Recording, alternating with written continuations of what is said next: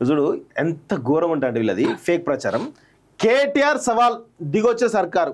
అసలు ఉత్తమ్ కుమార్ రెడ్డి అసలు మేడిగడ్డ నింపం రవై ఎన్డీఎస్ చెప్తే నువ్వే పోటు కాని వరనైనా అని చెప్పేసి చాలా క్లియర్ చెప్పిండు.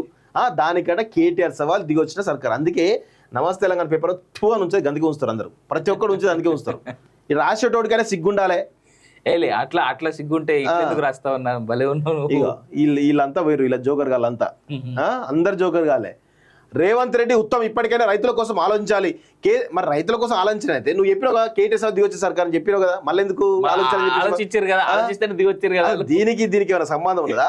కేసీఆర్ ను బదనాం చేయాలని ఆలోచనలు మానుకోవాలి. ప్రభుత్వ కక్షపూరిత ధోరణితో రిజర్వాయర్లు ఎండిపోయినాయి. అబ్బో నీళ్ల కోసం అన్నదాతలు ఎదురుచూపు పట్టించుకొని సర్కారు మేటిగడ్డే భలే చెప్పుకో మేటిగడ్డే మీరే కదా, మీ కట్టడమే అది.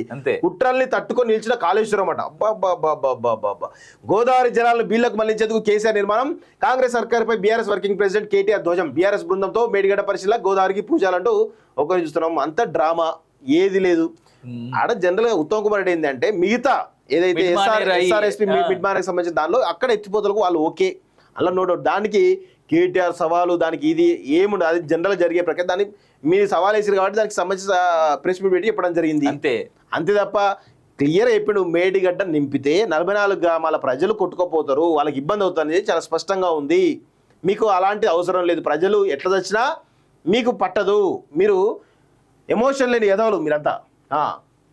ఎందరినో దాటి తెలంగాణ మేటి కేసీఆర్ 10 ఏళ్ల పాలనలో దేశానికే తలమానికంగా రాష్ట్రం. తలసరి ఆదాయంలో దేశంలోనే తెలంగాణకు సరిలేరెవరు. జిఎస్డిపిలో టాప్ 10 ఏళ్లలో 190% వృద్ధి రేటు.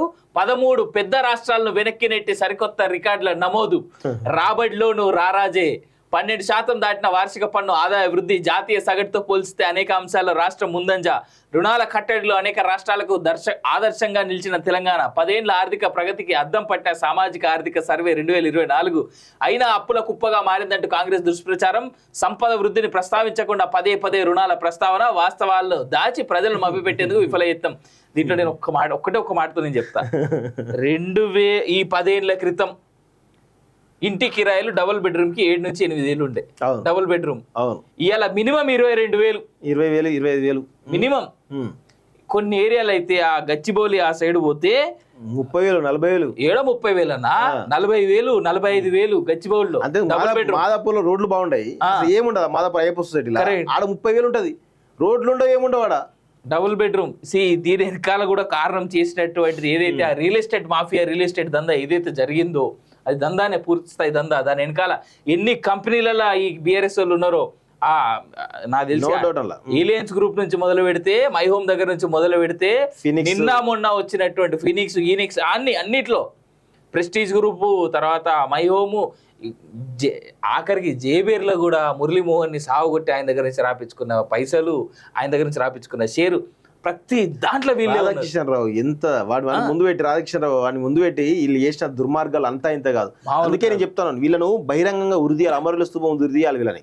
వీళ్ళు చేసిన దుర్మార్గాలు. అందరూ కేసీఆర్ మంచోడు, కేసీఆర్ పీకుడు గాడు, పోటుగాడు అంటారు. అస్సలు నేను చెప్తాను కేసీఆర్ అంత దుర్మార్గుడు, కేసీఆర్ అంత లుచ్చా ఈ ప్రపంచంలో ఎవడు లేడు. ఎవడేమని అనుకోండి.